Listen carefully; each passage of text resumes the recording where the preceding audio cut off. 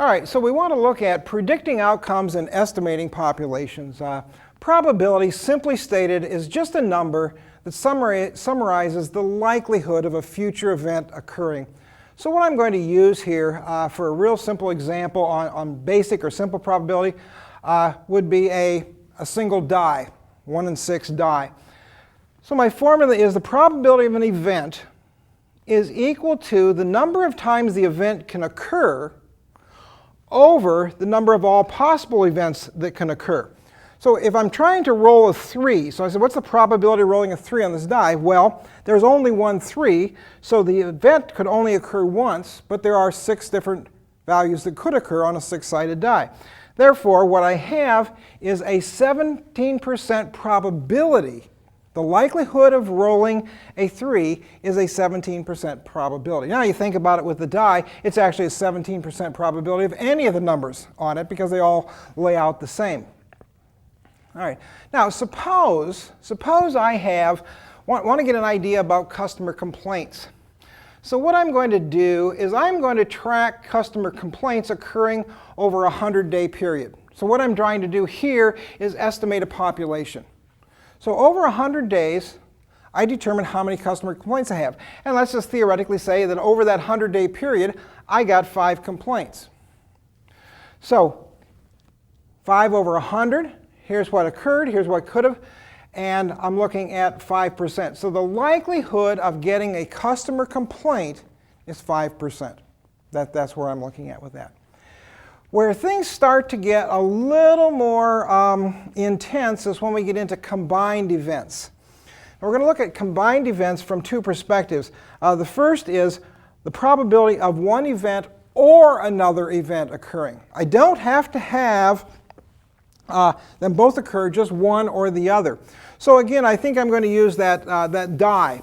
And so again, what I've got here is I've got the number of times it can occur over the number of possible occurrences plus, remember, or means plus, the number of times over the possible. So if I'm saying, all right, I'd like to roll a 2 on either one. It doesn't matter, I don't have to roll a combined, just either one of them has a 2.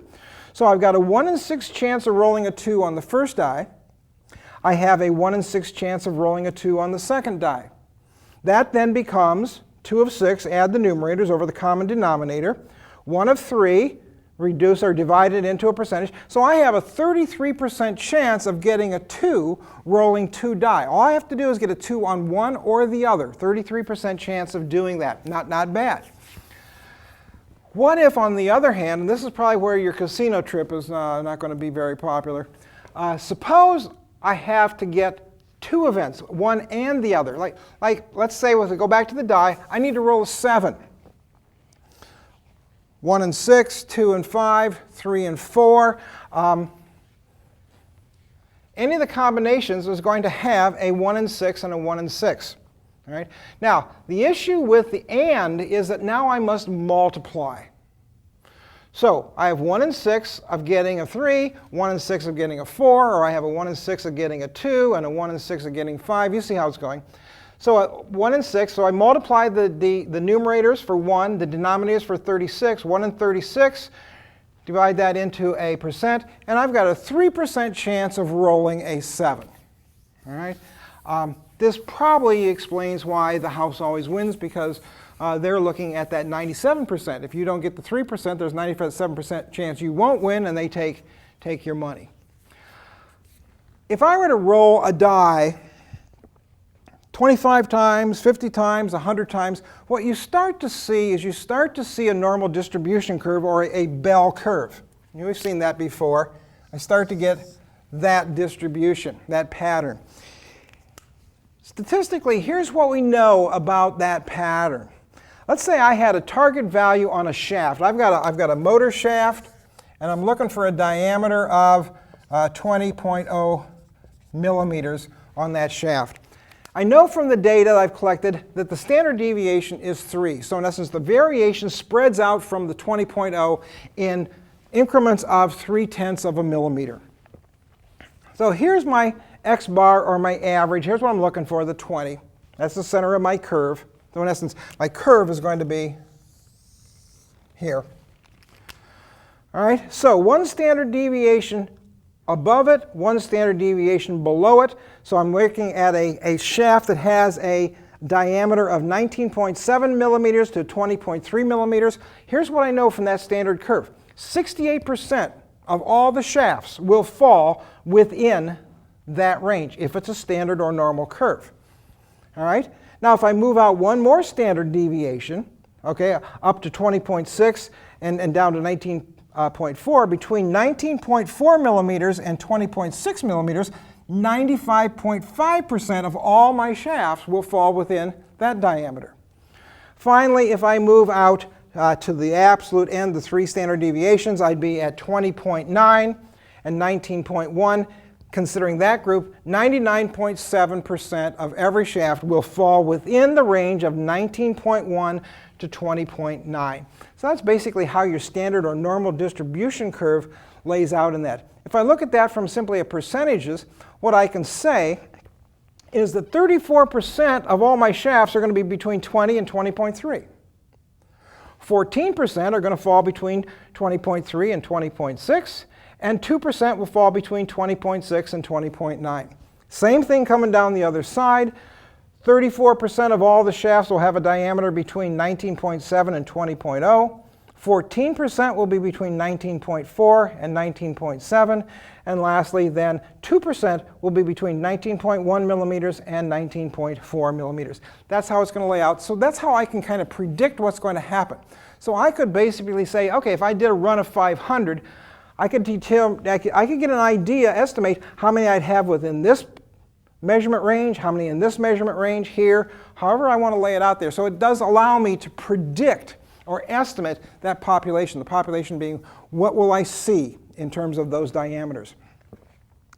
The last thing I'd like to mention here, and we've talked about samples, is random sampling. Most times we see a problem with the sampling process. We need random samples. And here's the situation. The more random the sampling is, the better it's going to be. And I've got a chart out there on the Blackboard site with this video for you that shows how many samples you need to have confidence in your estimation. But the issue is, if I'm going to randomly pick samples, what I have to make sure is I do it in a way that every